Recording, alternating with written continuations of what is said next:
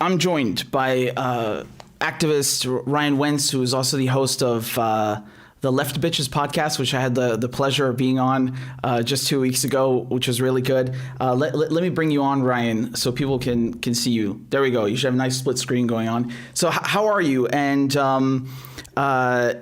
this whole story with the police coming to your house is absolutely crazy. Can you tell us like what happened from the beginning, just how it all unfolded? Just go ahead. Yeah, it's a pretty bizarre story, but basically I was visited by two plainclothes officers representing the California Highway Patrol yesterday, who said that they were at my apartment on behalf of the Capitol Police. They introduced themselves by popping their heads over the fence in my front yard and yelling my name, Ryan, Ryan. And I thought it was my Postmates delivery. And then I approached them and they showed me their badges, and they looked pretty legit, and they asked if they could come inside. I said no, so I met them around the side, and they basically right off the bat accused me of tweeting the day prior on Wednesday a threat to kill a sitting member of Congress. And I made no such threat. And eventually they specified that it was AOC, and they said that they were notified because I had tagged her in the tweet, which I did. But the tweet was just a video of a live stream in which she gave a really, really disappointing and insulting response about Palestine. I'm just going to pull it up on the screen real quickly so people can see it, because we covered it yesterday on the show. It's thanks to you that I actually knew about it, right, in the first place. I think people can see it now. It's this live stream that she did with Michael Miller, head of the Jewish Community Relations Council of New York. And yeah, like what you say in the tweet, you just said her response was incredibly underwhelming, to say the very least. And the cops said that this was a death threat? Is that what they did? Yes. What the hell? They kept insisting that I had threatened to kill AOC, which is so outlandish because anyone can see the tweet. And I've talked to multiple friends since then who've been like, you should have worded it way stronger. And I was like, it was pretty soft. And I didn't say that it was shameful. I didn't say that it was insulting. I just said it was underwhelming. Yeah. That's totally that's the mildest critique that one could possibly say. And even by her standards, right? She said that swearing is violence. You didn't even cuss. I cuss way more at her. Does that mean the fucking Mossad are going to show up at my door next? What is going on here? This is some fascist state shit. It really is. It's just really concerning because we all know that the response to the Capitol riots on January 6th, across the spectrum, people were calling for to beef up law enforcement and to crack down on this anti-terrorism legislation. And anyone with two brain cells could have told you that that obviously would have disproportionately affected the left. And particularly, I think that we shouldn't lose sight of the issue of Palestine in all of this.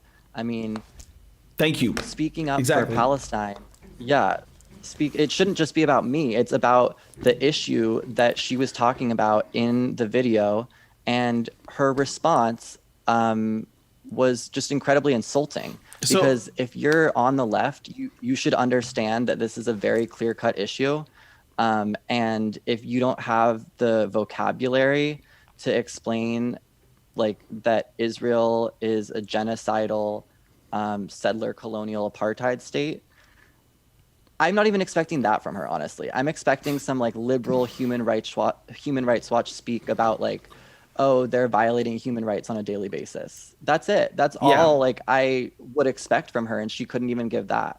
Yeah, and she, interestingly enough, there's an interview with Glenn Greenwald in 2018, which was with The Intercept, and I played that yesterday to contrast the clip that you posted of her now and how she was in 2018, and she seems to be much more enlightened back then than she is now. And just so people can in case people have not seen the clip, I just want to play a few seconds of it just so they can realize how utterly absurd it is. So again, this is on April 1st. How fitting.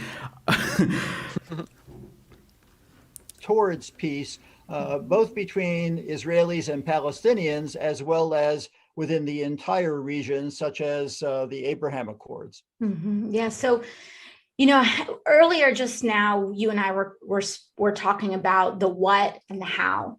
Yes. And I think that when we talk about establishing peace, centering people's humanities, protecting people's rights, it's not just about the what and the end goal, which often gets a lot of focus. But I actually think it's much more about the how and the way that we are coming. So I mean, she goes on like that for a few minutes, where she's like, "It's about the what and the how and the who and the where," and it's just gibberish. And I also want to show people this thread that you posted about the cops coming, and one of them left their card, right? So Yep. his name is Christopher Van Claveren, and. So, I mean, did you ask for them to give you their card, or I mean, was this voluntary, or what happened exactly? Well, only one of them gave me their card, Christopher, and then there was another one who didn't give me a card. Okay. But yeah, they both were interrogating me about really personal things, including my mental health, my family, where my What? family lives. Yeah, they were like, do they live in the area? They were like, tried to feign concern over like, are you doing okay mentally? I was like, I mean, not when you undercover police are coming to my fucking apartment and like, I'm being visited for a mildly critical tweet of a member of Congress who should be able to handle way more than that. I mean, it was so outrageous that they jumped from this is incredibly underwhelming to you threatened to kill her. That's just insane.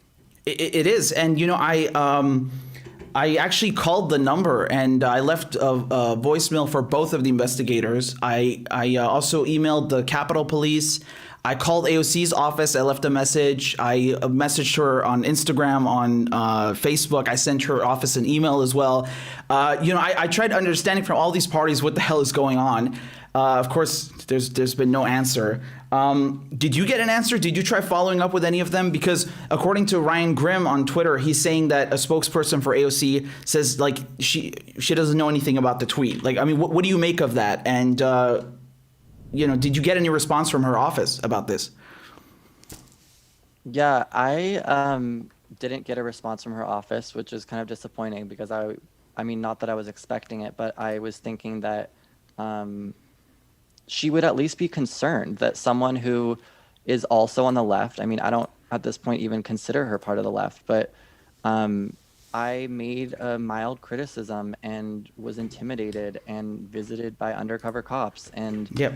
I would think that she would want to smooth that over and come out explicitly and say, like, it wasn't me. I had no part in this, because she, uses all of this rhetoric about abolishing ICE. She's said that before. I think she's flip-flopped since.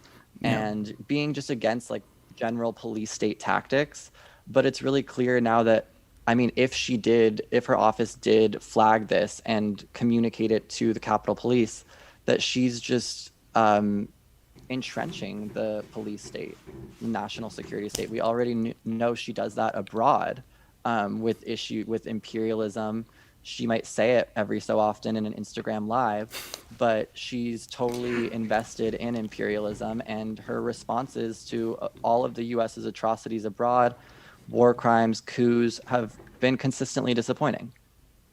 Yeah, absolutely. And, did the cops actually tell you that it was this tweet specifically? Because, I mean, out of common sense, yes, I think it's this one because it's the most recent one and you tagged her in it. But did they actually tell you that it was this one? And also, I'm also curious how you found that it was the Capitol Police that sent them. Did they tell you that? Did they volunteer that information to you? Yes, they did. So one of the first things they said to me was that we're here as CHP officers, but on behalf of the Capitol Police. And they kept referring to a tweet from the day before in which I tagged the sitting member of Congress, and then they clarified that it was AOC eventually.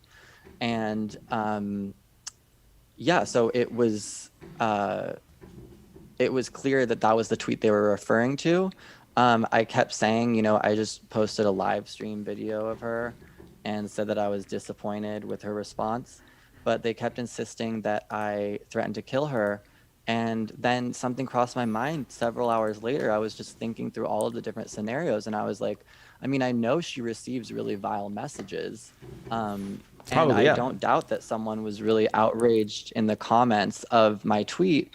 And it's totally possible that someone could have replied to my tweet with a more threatening message, and that I was caught up in the middle of it. And then I received a DM this morning from Ryan Grimm saying that he had heard from two Capitol police officers that I was caught up in the middle of it and that there was a threatening reply to my tweet. Okay, so that's possibly a scenario that's going on. But I mean, if you know, if we look at what Ryan Grimm said here, that they did not report this to police, right? Because he says a spokesperson for AOC says they did not report this post to police.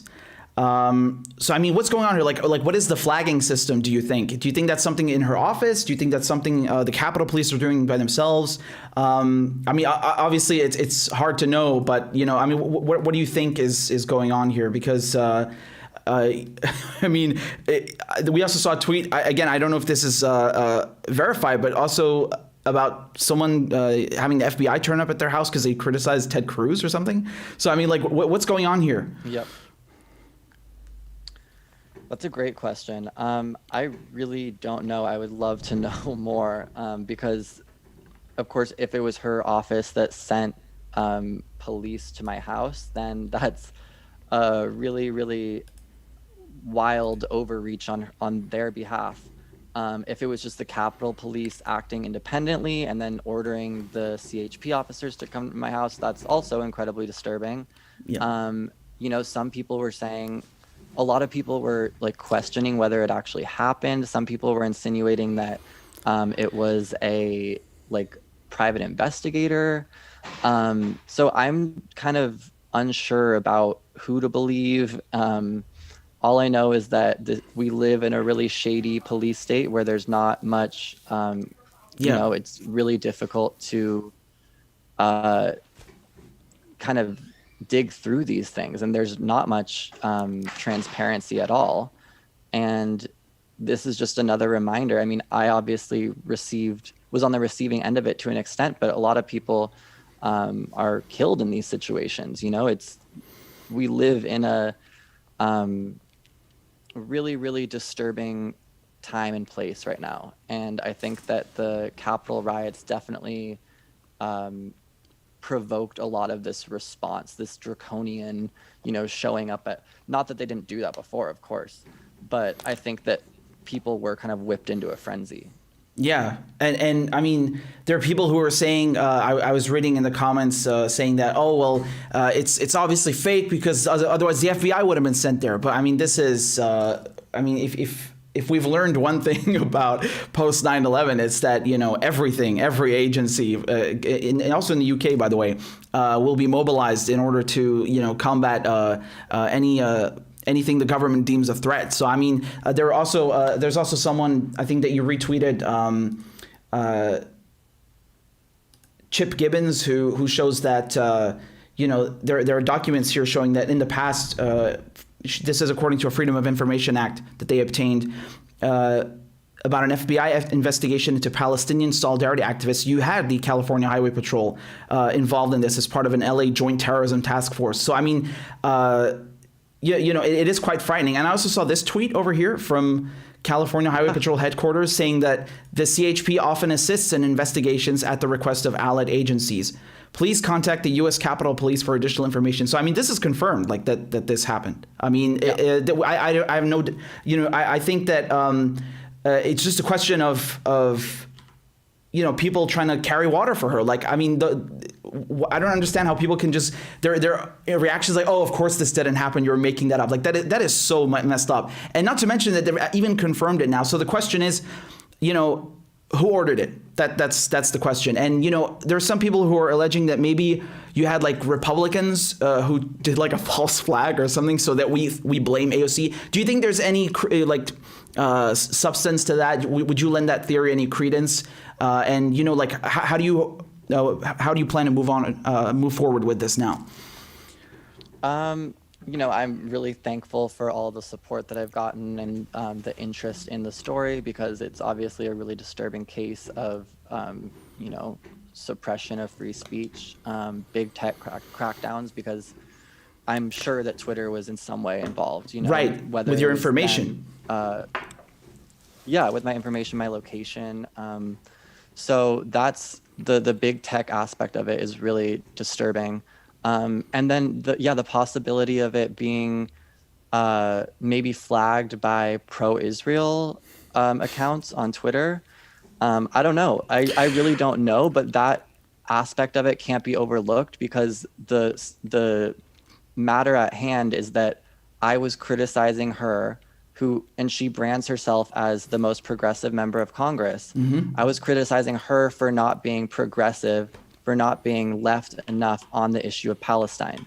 Yep. And so if they really are threatened, they're threatened by her. And she doesn't even provide a substantive response in solidarity with Palestinians. I'm demanding more. And the fact that that could easily have, you know, the tweet kind of blew up. It has 900,000 views. I'm sure pro-Israel people saw it and didn't like that there was criticism from the left of AOC on the issue of Palestine. Right. You know, they want the Overton window to be set so that that mealy-mouthed answer that she gave is the most left response on the issue of Palestine, and it's not.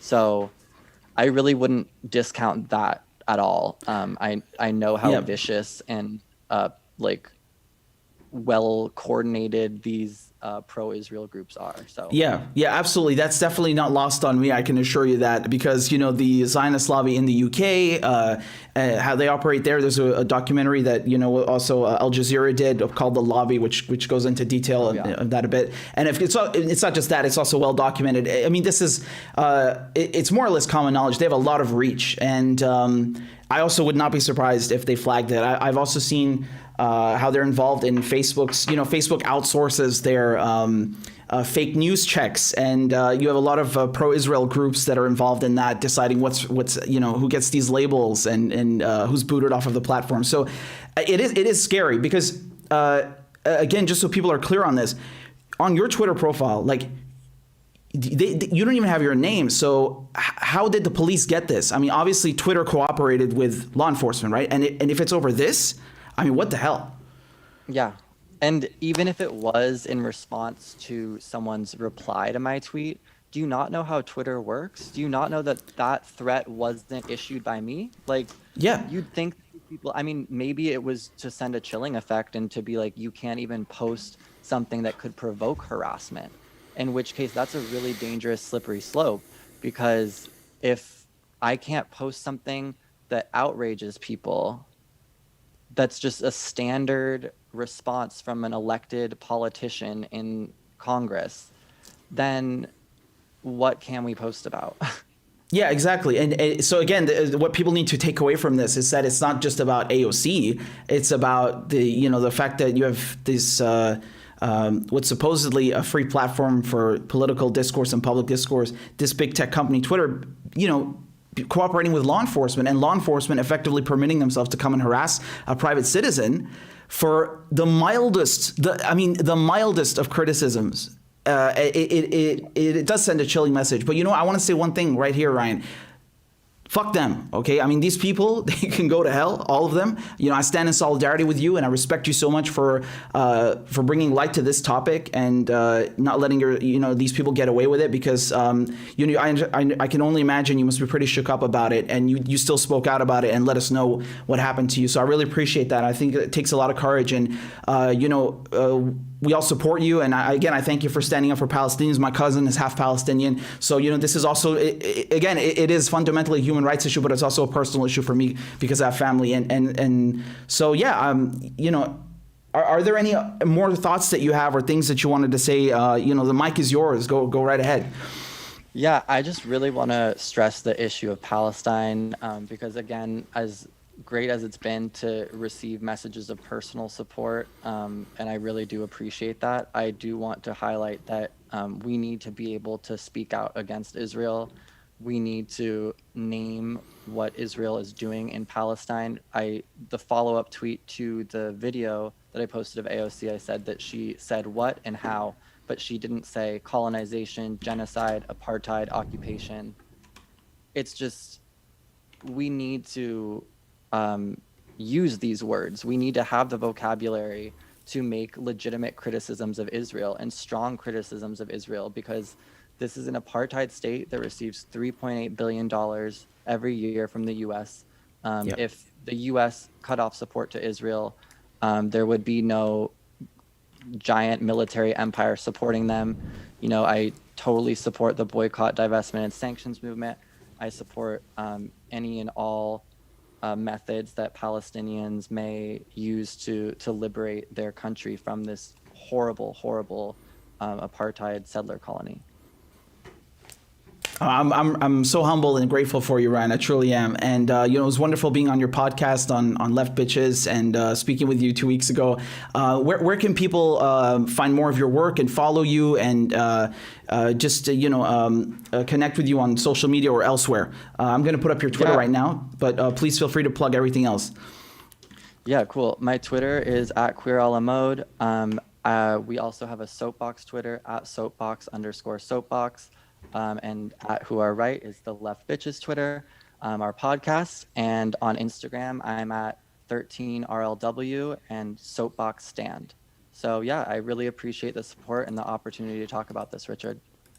Of course, it's my pleasure having you on. And, again, we'll stand with you in solidarity. And thank you so much for everything, Ryan. All right, we'll talk soon again.